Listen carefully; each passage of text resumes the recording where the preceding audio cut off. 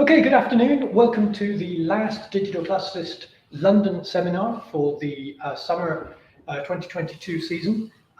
We are very, very pleased and excited with today's presentation, which Reuben J. Pitts from KU Leuven is going to give. This is a presentation of, as Reuben will explain, a database which is in support of his PhD on language contact between various Italic peoples and languages. And so this corpus of the epigraphy of many different cultures and languages in first millennium BC. Italian Peninsula is part of the data behind that. It's not the entire PhD, but it's a useful tool, I think, for other people as well as for his own work. Just a quick note for those of you watching live on YouTube, if you want to ask any questions or join the discussion during or after this presentation, you can do so using the live chat feature to the right of the video, and we will see your questions and we'll put them up and we'll address them afterwards. Obviously, for those of you watching later, this seminar will remain available on YouTube later. You can't use the live chat anymore, but you can follow questions that other people have asked, obviously. And for people in the room, because the microphone is much more effective up here at the front, we'll ask people to either come up to the front to ask questions, or we'll repeat their question before we answer them, and so forth. So I think with that, I will hand over to Reuben to tell us about his corpus. Please. Thank you. And I'd like to thank the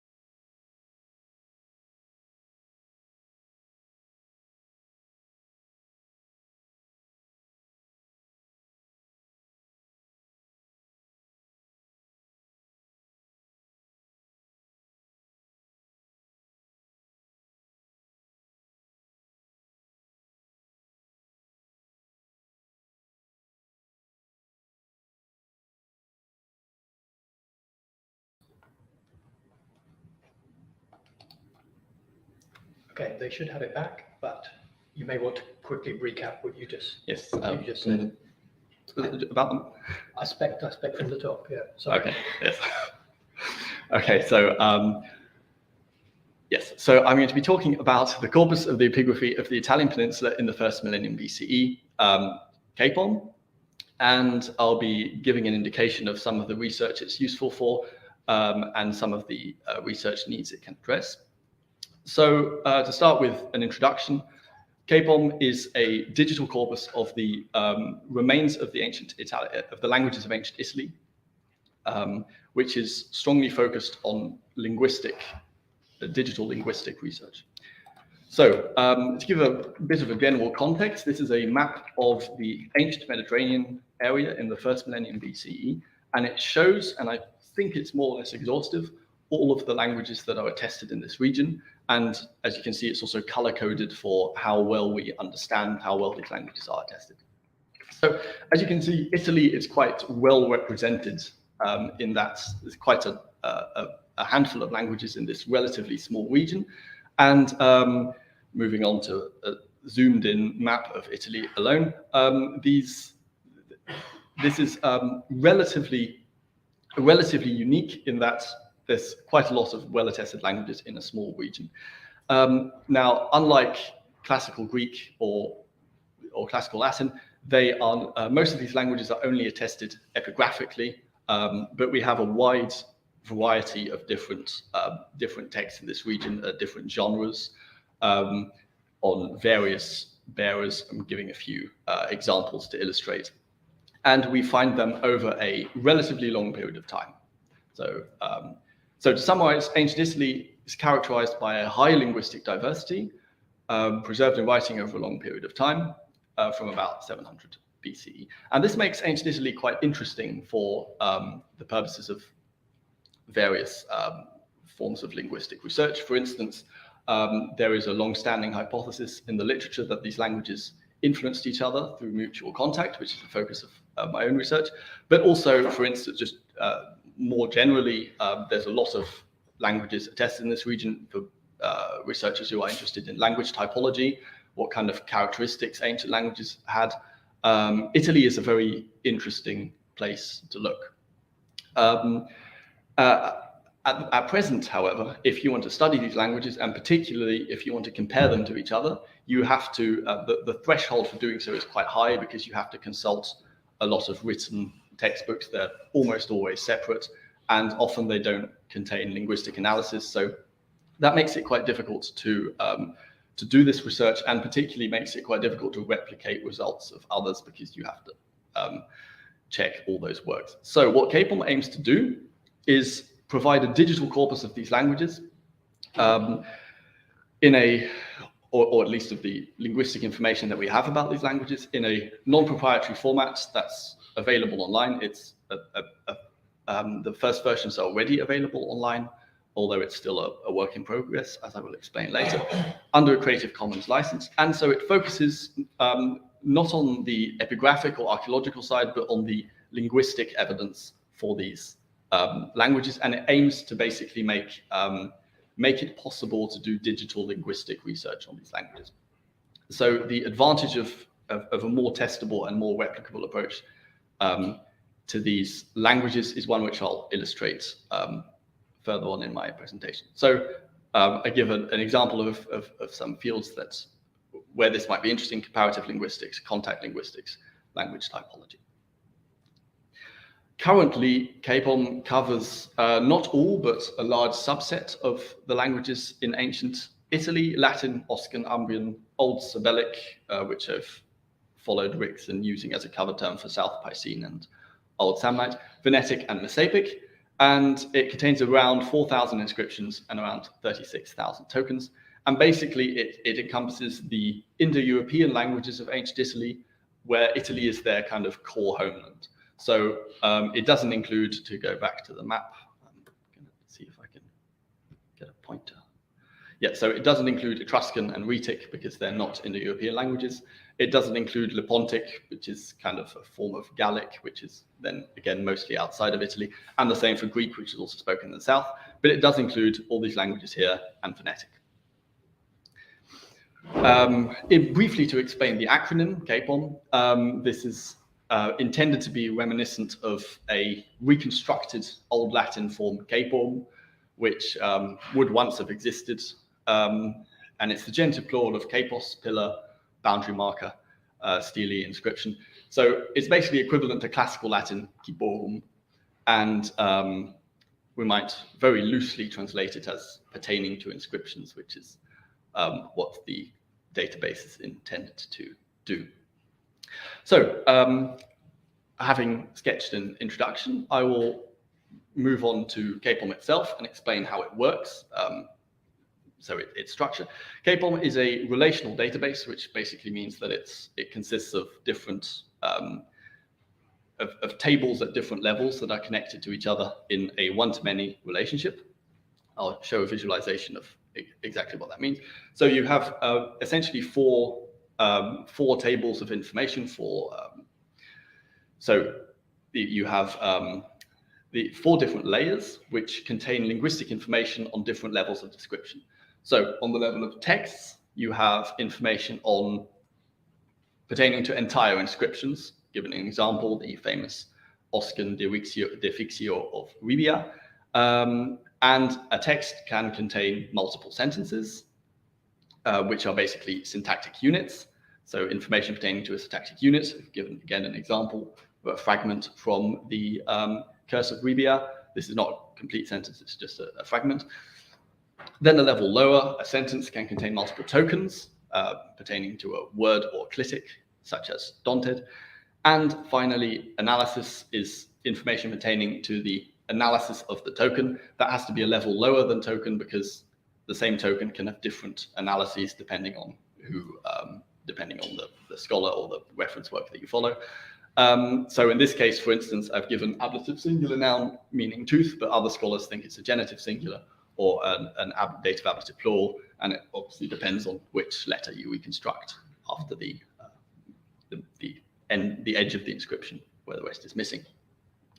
So this entire structure of CEIPoM is linked to Trismegistos, which is a project at Leuven that gathers metadata for an enormous number of inscriptions from the ancient world. And CEIPoM has been CEIPoM was created with significant cooperation with Trismegistos, and the idea is that internally CEIPoM uses arbitrary numeric IDs to keep track of the different layers, but they're all linked to Trismegistos, which means that if you need more metadata, if you need references to other reference works, you can use this special file which is added with all the Trismegistos links. So what kind of information exactly is contained in these 4 layers of description within CEIPoM? I'm going to try and illustrate that using this Faliscan inscription, which some of you may recognize, a well-known Faliscan text. I'll show the text and translation directly. So firstly, CEIPoM gives it an arbitrary ID. It gives a reference in one of the main reference works. That's quite a minimal field. It's just designed if you don't want to go to Trismegistos, you have an immediate simple reference. Then it gives information on the language and the language variety. So it's written in Latin, it's written in the Faliscan variety of Latin, and then the genetic classification of the language is also given. Then there's a date range for the chronological information, before and after. Usually with epigraphic text, we have to give a range, we can't date them exactly. Then there's geographical information where the inscription was written, or at least where it was found, with latitude and longitude, which is again an interesting possibility with a digital corpus that you can use information like that to visualize results or isoglosses on a map. And then there's also some additional information about the texts, the length, so the number of words or tokens that it contains, and then whether 2 fields that are automatically generated and that indicate whether or not the text has at least one finite verb, which tells you whether it contains complete sentences, because some inscriptions contain, for instance, only names, and they might be noise for the purpose of your research, so you might have to filter them out. And similarly, analyzable whether there's at least one token where we can say something useful about in linguistic terms, as opposed to there are some texts which we don't understand anything. So on the level of moving down to sentences, the text of the inscription, foie de vino bibafo, kakarefo, can be interpreted as 2 sentences. Today I will drink wine, tomorrow I will lack. I attempt to split it up for convenience whenever possible. And what CEIPoM does is it gives them, again, each an ID.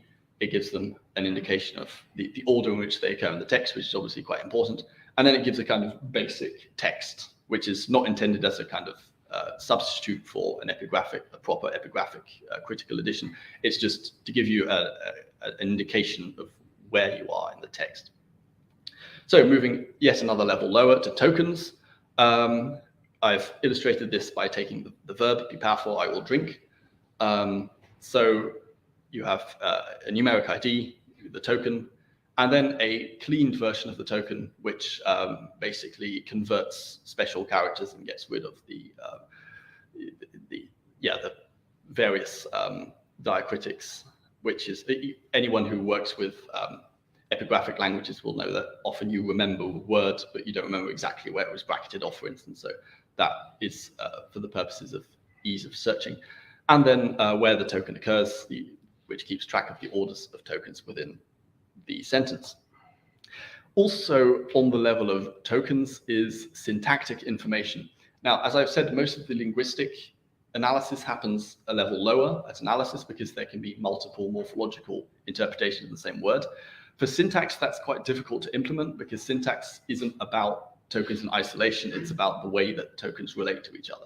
So I've chosen, and I'd be interested if there are any suggestions on how to do this better, but so far I've put the syntactic information on the level of tokens and just chosen one plausible syntactic analysis. So this works like a lot of recent work on syntactic tree banking. It uses a dependency grammar which specifies the token ID of the head and the syntactic relation between them, and that gives you trees like the ones shown here. So foyed and renod, today, and wine are both depend on the main verb pipafo, which is then the predicate, and in this case the head is 0 because it's at the top of the tree, it's connected to the root. So finally, at the level of analysis is where most of the linguistic heavy lifting happens. Again, an arbitrary ID, and then again we specify the language, and this is important because researchers may disagree on which language a token is, whether it's, for instance, Etruscan or Cyrillic. That happens occasionally, but also some inscriptions are multilingual, so you have to analyze it token by token. A problem in the in digital approaches to epigraphic languages that has been subject of some debate is how exactly you should, what's the best way of lemmatizing a corpus where a lot of forms are going to be absent. So if you create a digital corpus of classical Latin, for instance, you'll connect all the various inflected forms to a dictionary form, but that's not always possible if there's not much material. You have to be lucky that there's a nominative singular attested somewhere, which we often aren't. And ideally, you don't want to start reconstructing forms that are not attested. So since the most recent upload of CEIPoM, I've used the system, and again, I'd be interested in feedback on this, which is just keeps track of the tokens by alphanumeric IDs, again, arbitrary. And so in the case of lemma, that's a number followed by a letter. And in the case of lemma simplex, it's just a number. And the difference is, it's linguistically quite important sometimes. So lemma just keeps track of all the inflected forms of the same word, whereas lemma simplex keeps track of the inflected forms of the word and also the inflected forms of its compounds. And that's, so for instance, bibato, bibise, bibistis, and so forth, but also lemma simplex, berbibere, berbibise, they're not attested in the corpus, but for some other verbs, like for instance, facio with conficere and adficere and perficere, it's quite important to be able to do that search on both levels, depending on what you're interested in. Then CEIPoM contains information on the meaning in English, and then a broad meaning category like victuals, and that finds conceptually related words. And this fits quite well into the focus of CEIPoM into providing the focus of CEIPoM on providing information that cuts across the different languages in the corpus, because you can search for those meaning categories and it'll give you the words in Latin and Oscan and Umbrian and so forth. Then there is moving on to the strictly morphological information. Excuse me. There is part of speech, verb, noun, adjective, and so forth. And then morphological type, which assembles conjugation or declension. So, and instead of using the traditional terminology, which is sometimes quite arbitrary and is difficult to apply to other poorly attested languages, I've tried to use terminology that's as descriptive as possible. In most Indo-European languages, declension and conjunction types are determined by the final sound of the stem. So I've just described them as A stem, I stem, U stem, and so forth. And again, that's something that you can usefully do in a cross-linguistic way, because the label A stem is appropriate in a number of Indo-European languages without having to impose a kind of first declension idea from Latin. And yes, the morphological information for this form, present, future, indicative, active, first person, singular, and case and gender are unspecified because it's a finite verb. Yes, so that was the main information. There are some extra fields that are a little more experimental and that aren't entirely complete. Like, for instance, one of the fields that I'm trying to develop is where there's a standardized form of a token is given and then aligned with the attested form so that you can do string searches for things like sound changes or orthographic changes. But I'm still working on that. There's at the end, I'll give some indications of what's still ongoing. So where does all the information in CEIPoM, where does it come from? Most of the information was just added manually. Some fields are automatic and are generated every time I upload a new version of the corpus. But in some cases, I try to use a variety of shortcuts to kind of make the to make it easier to import information.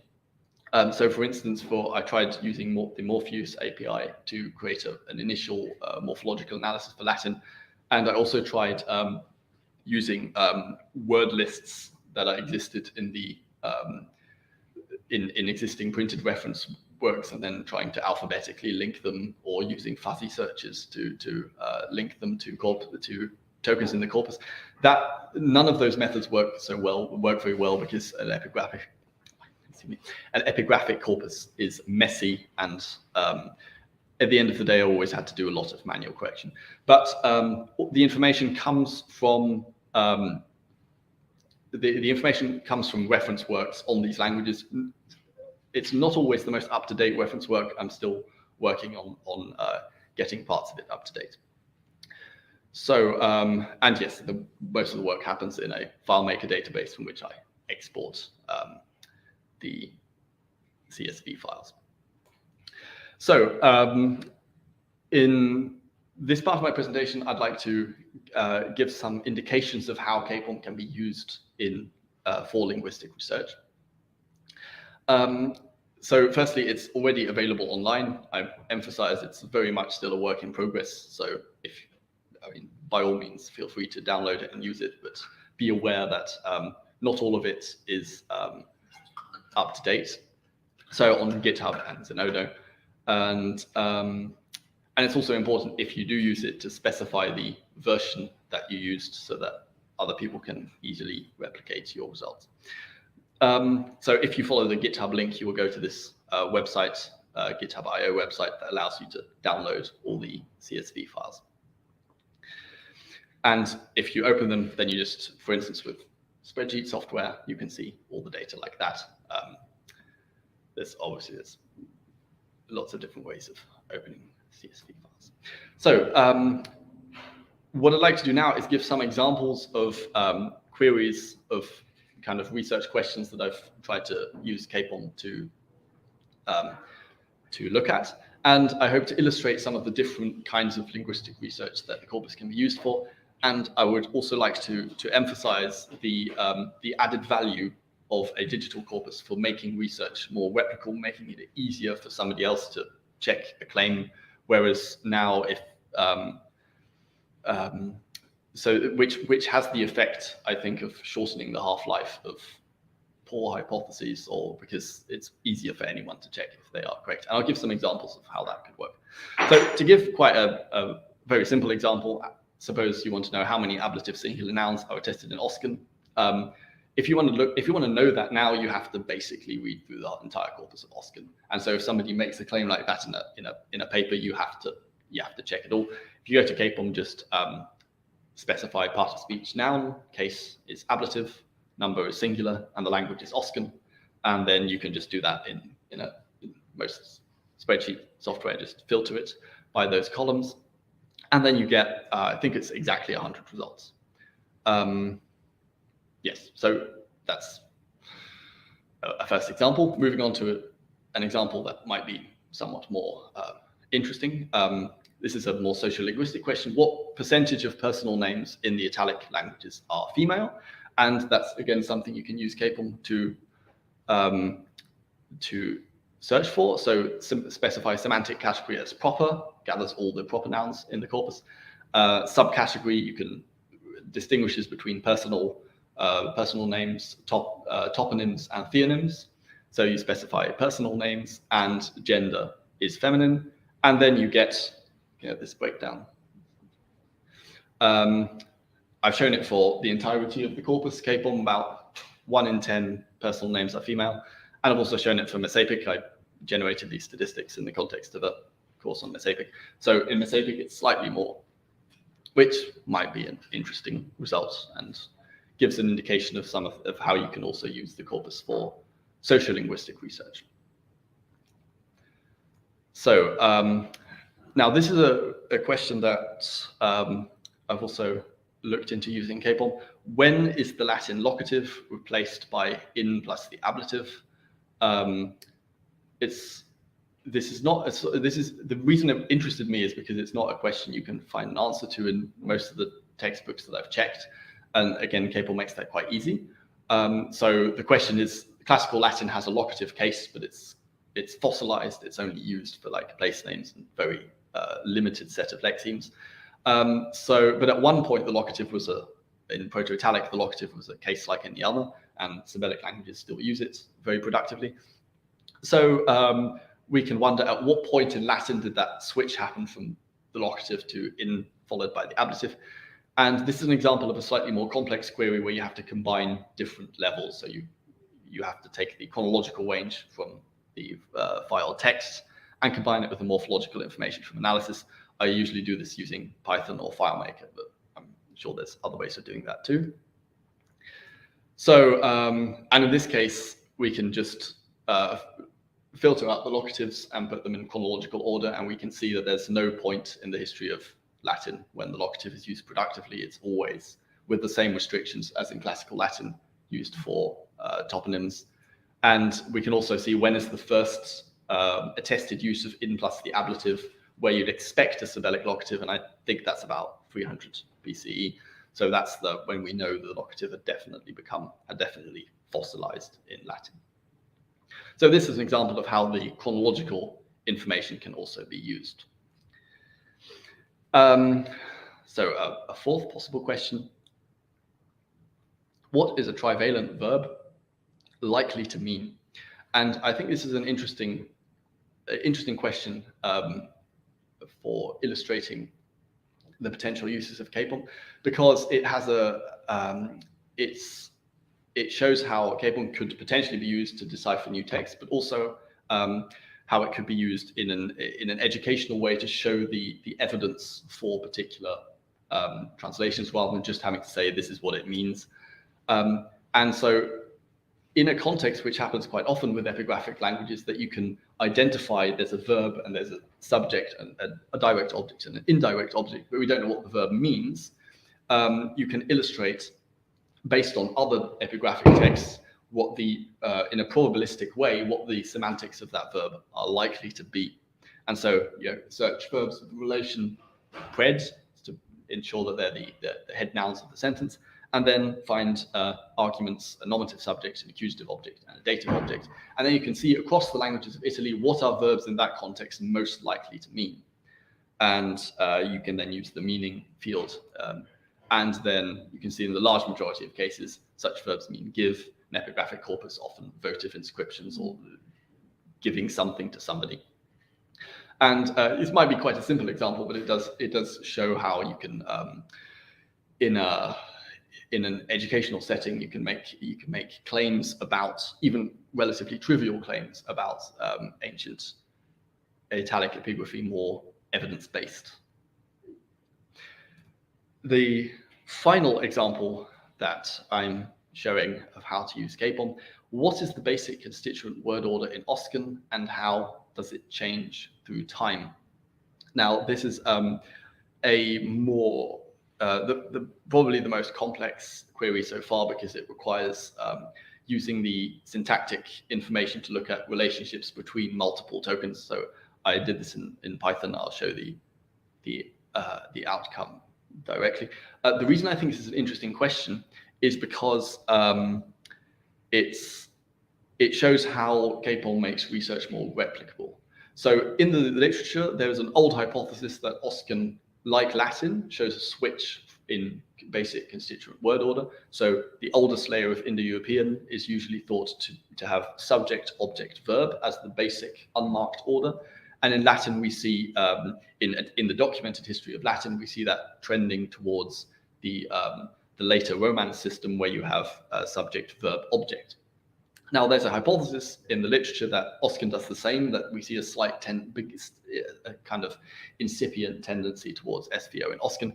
And I give some references to show that this claim has been around for some time. Now, I say this not to pick on the scholars who make this claim. It's a perfectly reasonable hypothesis, but the advantage of CEIPoM is that it's quite easy to produce the data to show that this hypothesis doesn't work, and that as far as the epigraphic information is concerned, Oscan word order is quite stable. So this is the result of this query in CEIPoM. What this visualizes is the x-axis is time, so years BCE. The blue bars are the old word order according to the hypothesis. So the SOV word order, and the orange bars are the SVO word order. And you can see that there's not really convincing chronological trend. It's just that most of the syntactically complex texts tend to be late, which is why you get most of the most variation there. And also, if you look at the actual underlying data, the cases where SVO occurs in Oscan are often cases where it's a complement involving an accusative and an infinitive, or a longer constituent, which we know just on general linguistic grounds tend to be moved to the right. So I think CEIPoM makes it relatively easy to see that I think that the evidence for this hypothesis is lacking.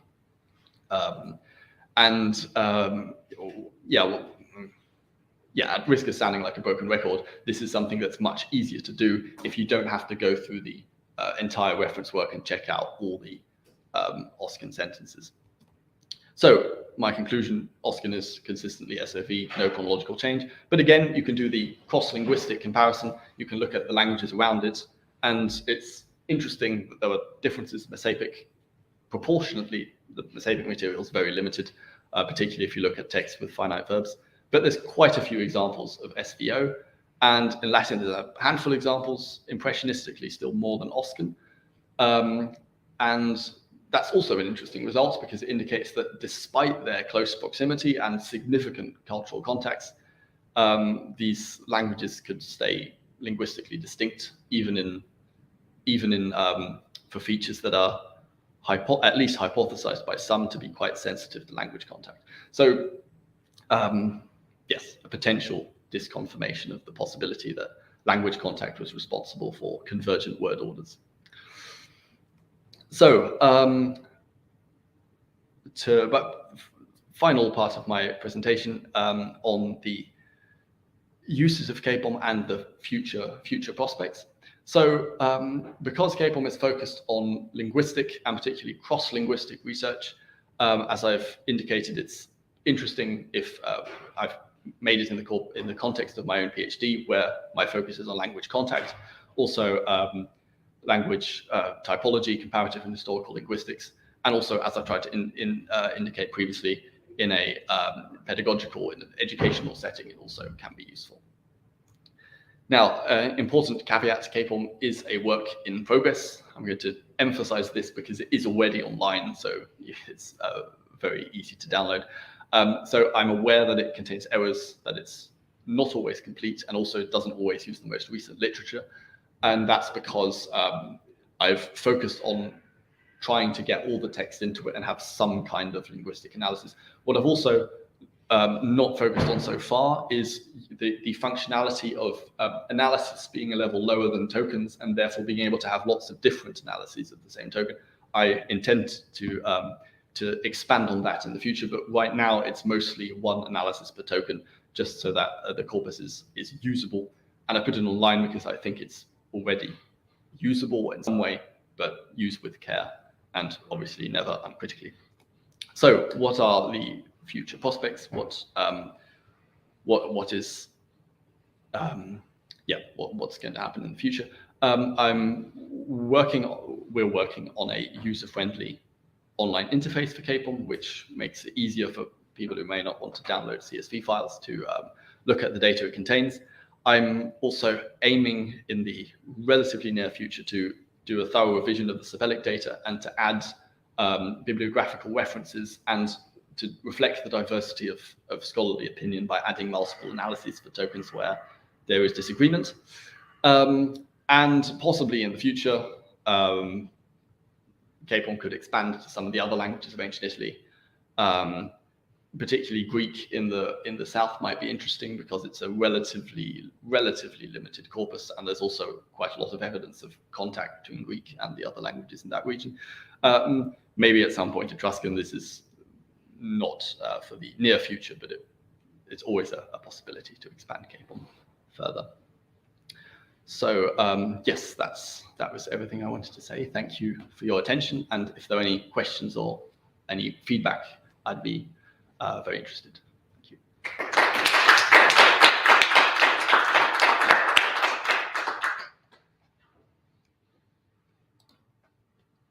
Great, thank you very much. That's that was a really clear presentation of the context and the content of your database and what you're doing with it and what you hope that people can do with it. And I think it makes it clear that this is potentially a very useful tool and resource for people looking at the languages and language contact of these areas, and potentially a model for that sort of work in with other languages as well. So I think that's really exciting beyond just having to be interested in the Italic languages. So thank you. That was very cool. I've got a couple of questions, but they're mostly either too vague for me to want to open questions with them, or maybe a little bit too technical for me to want to open questions with them. But and maybe I could start just by asking something that you really only touched on in passing, was the tree bank level, which you said you included in the token level rather than the analytic level, and you explained why.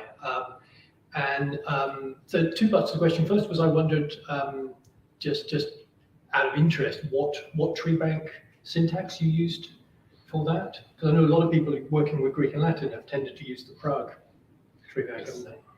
Yeah, so I've tried to follow the guidelines of the Perseus tree bank, the AGT, the second version.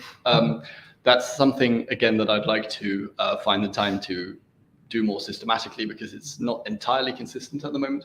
I made it,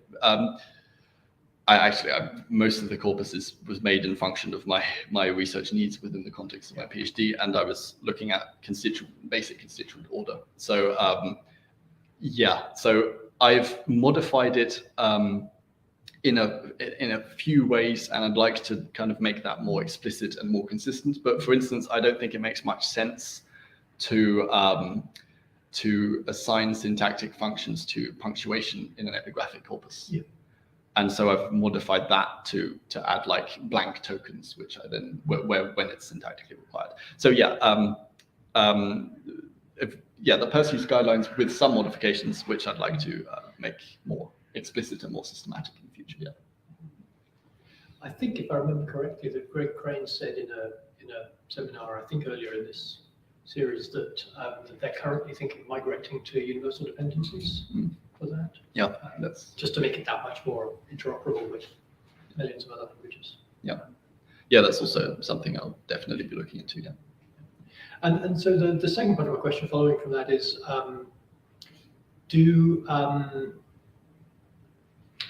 have you looked at, you're thinking in terms of encoding alternate syntactic, morphosyntactic interpretation of the tree banks of a single sentence? Have you looked at the work that Mario Vieros is doing with the grammar of papyrological Greek, the Papy Greek project, where she does exactly this? She has papyrological text, very much like your epigraphic text, they're very fragmentary, they have a lot of variance within them.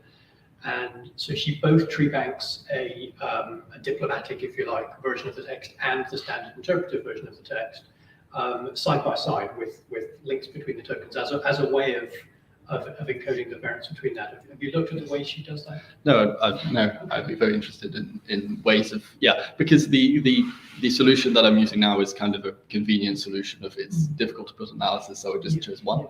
But yeah, I'd be fascinated if there were, I'd be fascinated to look into alternative ways of kind of being able to reflect syntactic uncertainty in the corpus as well. Yeah, you should look at the way that project works. I couldn't describe how technically it's done. But yeah. Does anyone else have any questions? Yes. The simple question is, and I've forgotten, are any of the ancient languages of Italy that you started off looking at, do any of them survive? Use, I mean, in other words, they're still in use. Though all other than Latin, all of them are extinct by the 1st century AD, at least as far as the written language goes, and the spoken language can't have outlived that much longer. So only Latin has modern descendants. Yes. The second thing, if I may, just is that the chairman started off. They said, I thought, if you change the structure of your work so that it was something you could give to other people in other contexts, would that be a great problem for you to do? I mean, because what you're doing is working for your PhD, but if it was, as the chairman said, other contexts, people might want exactly your kind of abilities in their own work. Yes, so the aim of, if I understand your question correctly, the aim of, your question is whether CEIPoM could also be used by other researchers. Yes, that is definitely the idea. That's also why I've placed it online and it's freely available. What I meant by what I said just then was my focus in the information that I've added to it is information that's also useful to my research, but that's definitely doesn't exclude the possibility that it could be used for other people. I certainly hope that it can be. Yes. Thank you. A sort of follow on from that, how much of the sorts of decisions you've made in terms of data structure are likely to be specific to Italic languages and those sorts of languages, so that so things like assumptions that the words will have cases and the words will have declensions and the verbs will have certain kinds of information about them that might work, that might end up working less well. Therefore, if for example you were to try and map this, stripping out all your data but keeping your structure and map it to various Hispanic languages, Paleo-Hispanic languages, or various Southeast Asian languages or something. Yeah, that's also one of the reasons that I left Etruscan out, just to make it more straightforward. If dealing with only relatively closely related Indo-European languages, you could just make the same basic linguistic infrastructure and use it across the board. So yeah, if you wanted to apply it to typologically very different languages, then I think you would have to make a number of changes in the morphology, but I think you could probably solve that by just adding extra columns for extra descriptive categories, and then leave out columns that are not appropriate for those languages. So I think it's fairly flexible in that regard, but obviously I haven't tried it. Actively tried to apply it to different languages. Yeah, I'll follow on from that. So you mentioned reproducibility several times throughout your talk, which is kind of a hot topic at the moment. So I was wondering if you could say a bit more about how you see this being reproducible, maybe both in your own work, but then if other scholars were to pick this up, what would your ideal world be? And then maybe a slightly more cynical, what problems do you envision sort of coming along when someone tries to reproduce your results, for instance, for your PhD project? Yeah, so the idea is that a claim is that claims about the Italic languages and about the frequency or the chronological spread of phenomena can be rooted in an objective empirical basis. I suspect that the main problem would be that researchers, I mean, you could dispute whether there might be errors in the corpus, is what I mean. And so you could argue about whether or not that objective basis is entirely accurate, but at least it's something that you can refer to. And so in the context of let's say a paper on the locative in Latin, you could say this doesn't, or this never occurs productively in the CEIPoM corpus of Latin. And then if I've erroneously analyzed something, which is very likely, then somebody else can point that out. But at least there is a reference that makes the discussion slightly more objective than, for instance, I think probably the best example is again the Oscan word order thing, where the paper in 1975 that I cited specifies a certain subset of a German reference work which it uses, and you could do exactly the same but with CEIPoM, and the difference would be that you can check it in 5 minutes rather than maybe not 5 hours, but a long time.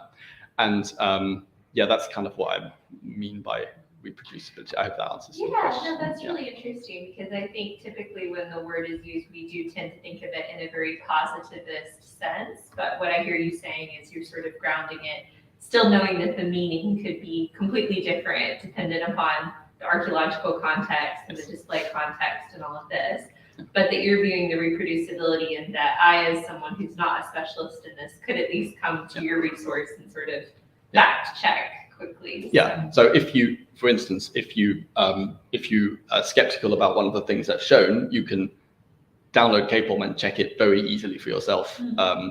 And that could be done even by somebody with no knowledge of these languages, because it's very, yeah, that's sort of what I mean by it.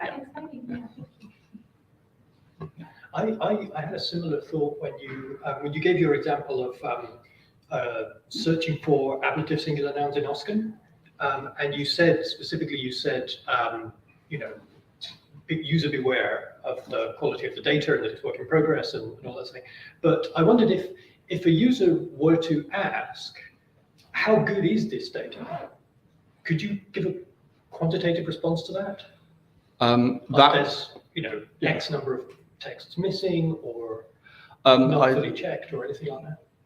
I think that the quality of the data varies by language and also by fields. So I think the core morphological fields are mostly quite accurate, but they often reflect only like one interpretation. So they might only reflect the what Crawford says in his corpus of Sabellic, and so it's varied. I can't give a single answer to that. It really depends on the column, on the language, and on the extent to which the researcher is interested in seeing a variety of scholarly opinion. Yes. Yeah.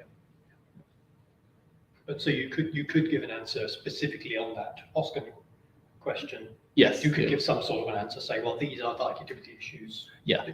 And there's on the GitHub IO website, there is a user guide which describes all the columns and also makes the user aware of some of their limitations. So there is a question on YouTube. Several people have said, thanks, and that they like the talk, etc. But Annie Berman also has a question, which I think is related to what we're talking about now. Is have you thought about a way of expressing specifically when you have contested or uncertain interpretations in your text, or is this something that you might? So certainty scale might be one way of doing it, or something. Yes.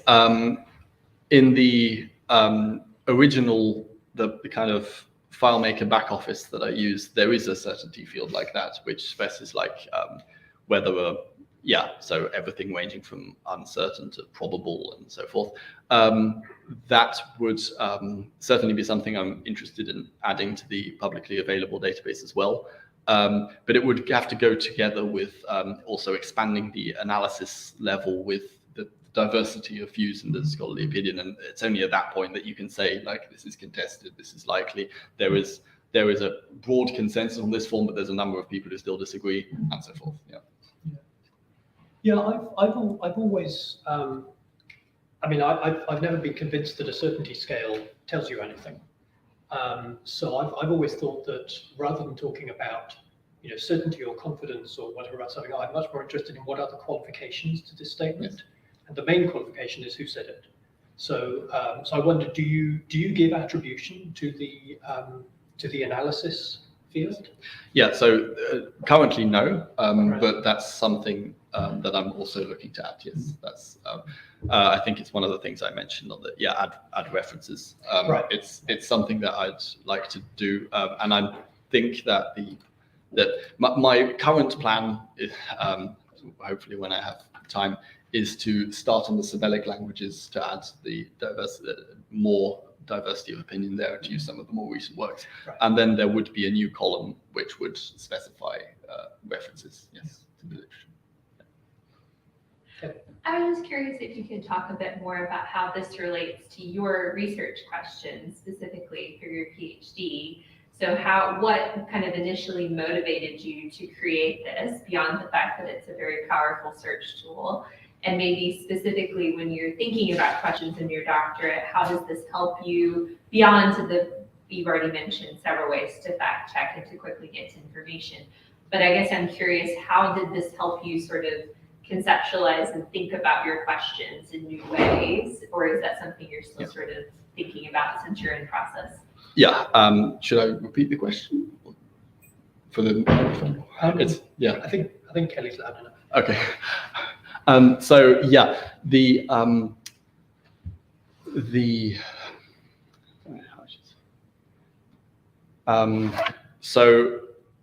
yeah, so an example in my PhD research, I'm looking at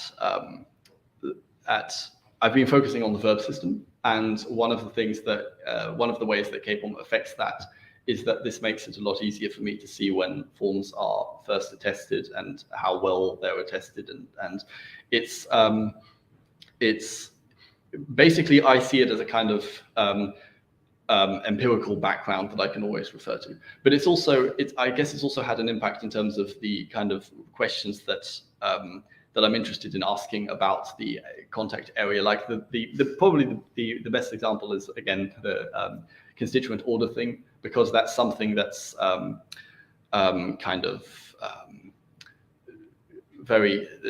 it's a good question to test a digital corpus on. So in that regard, there's a kind of a reciprocal influence between my ideas in my doctoral research and the structure of CEIPoM. In that, CEIPoM makes some questions quite easy to ask, or I guess it's in a very detailed level. There's a continuous interaction. It's always very tempting, for instance, when I'm talking about a spread of a feature that I suspect may or may not be geographical, to just generate a map and to show and let the reader decide, for instance. So yeah, there is interaction, but it's mainly on a level of like specific research questions. I hope that sort of answers your question. No, I just think it's really interesting because since you're creating a conceptual model of sorts, right, of how you conceive of this information and visualize it, it's interesting to hear you sort of reflect and that it is sort of a two-way relationship. So I'm sure you'll talk about it in your methodology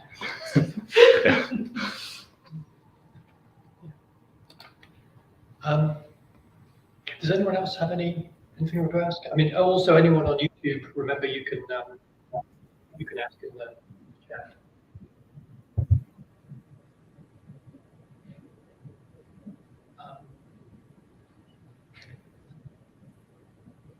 I was wondering a bit about the relationship, how you see the relationship between this epigraphic corpus and other epigraphic corpora which might overlap with it. So, for example, the Sabellic text, I believe, are or at least being added to the epigraphic database Rome.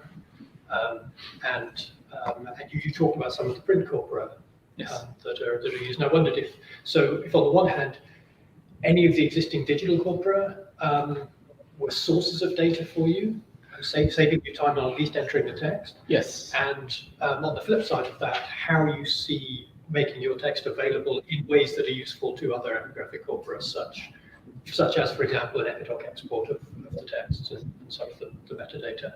Yeah. So I've tried to well, to begin with, via the Trismegistos links, CEIPoM is integrated with these other projects in that the texts are linked.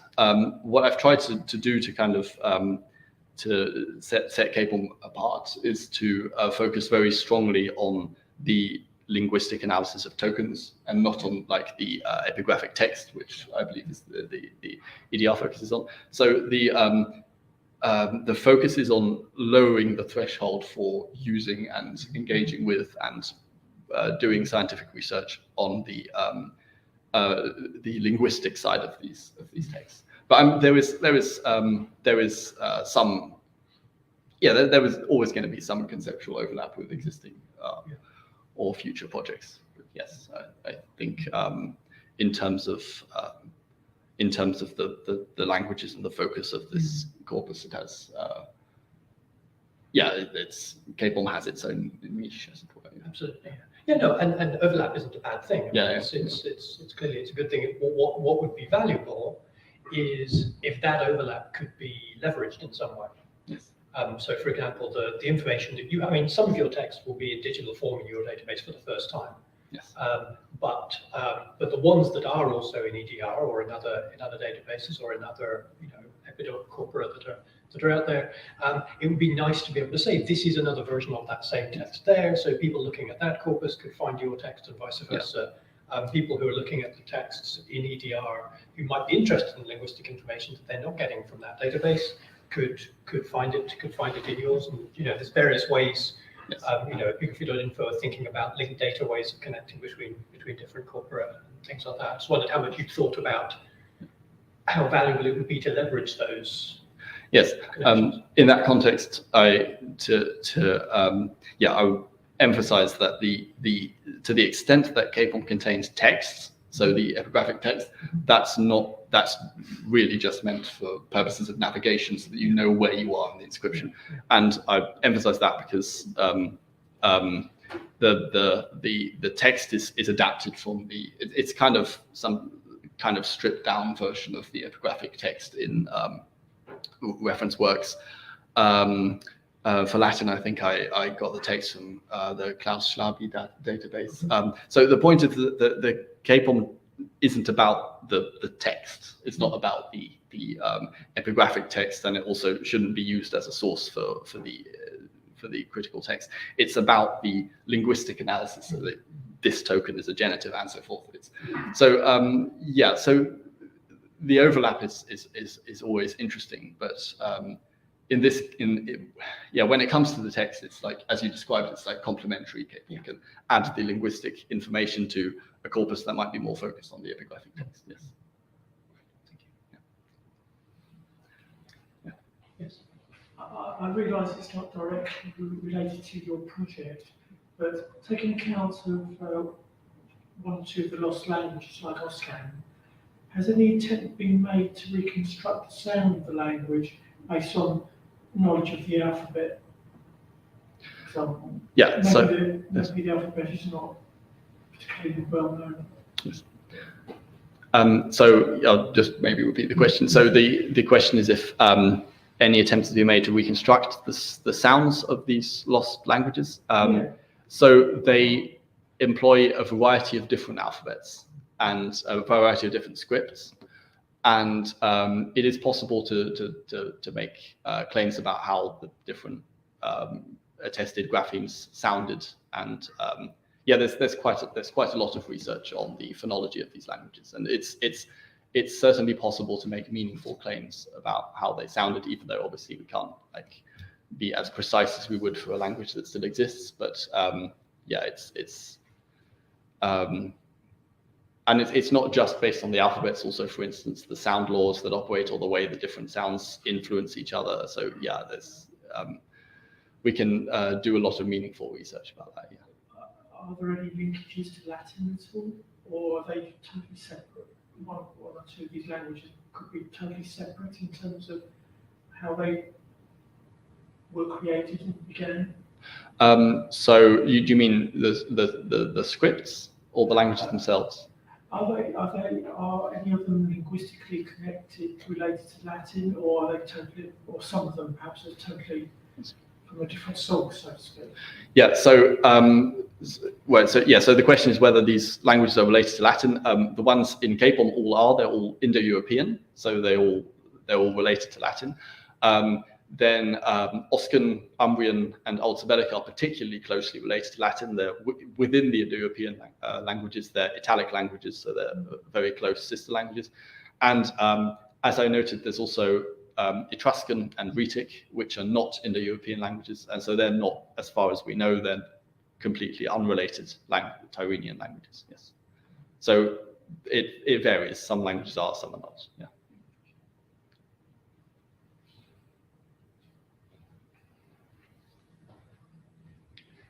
Another question on YouTube here. So Christopher asks, you mentioned that text might be searched for orthographical questions. How developed is this function? So it's, I'm trying to remember exactly. So there are some experimental columns exist. The documentation online will describe the current state of that data, but I think I have a preliminary version online.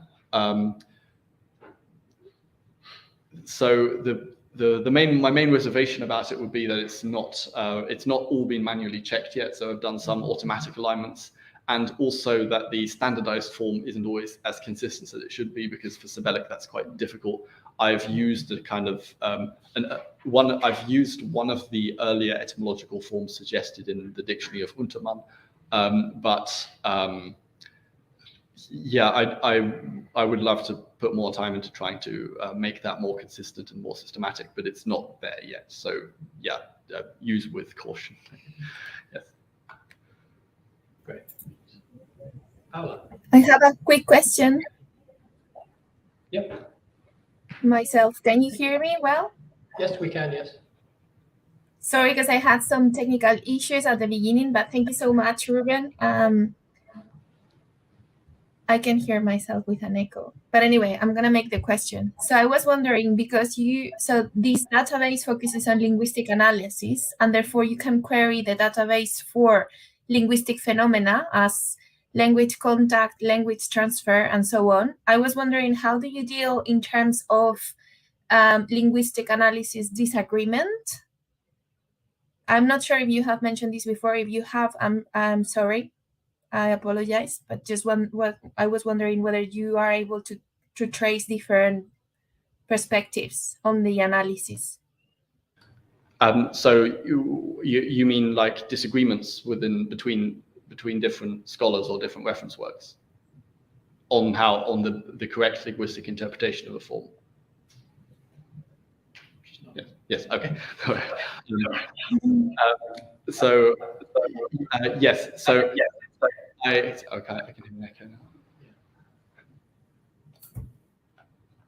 So as I did mention it briefly, so there is a level of analysis that allows different possible interpretations of the same token to be included in the database. And as I mentioned a few minutes ago, it's currently I've mostly given only one analysis per token, but the potential is there to add different opinions and different scholarly opinions, and I intend to do so in the future. Yes.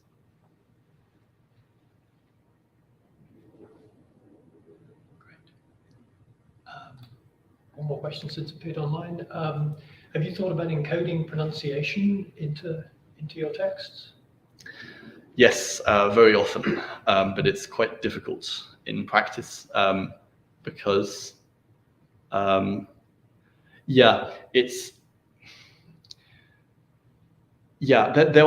reference works of Sabellic languages which do that, which give hypothesized pronunciations for every word. I would love to do that as well at some point. In terms of the workload involved, it's quite significant. particularly when we're talking about words where the etymology is unclear, and where, I mean, the problem with the Sabellic languages in general is that quite a few graphemes are ambiguous, can be multiple sounds. If we know where the word came from, then that doesn't necessarily matter because we'll know what sound it's representing. But often that's not the case. And so in order to represent pronunciation in the corpus, you would have to find a way of not just giving the pronunciation, but also kind of reflecting that uncertainty, which is quite difficult and would also, yeah, so it's something I'd love to do if I can think of, or if anyone can suggest a plausible way of implementing that. And I've thought about it quite a lot, but I've not so far done that. But it's definitely a very interesting idea. Yeah.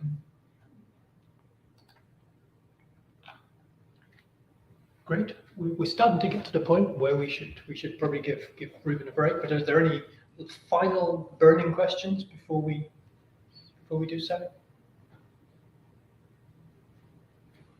Okay. In that case, let's thank Reuben again.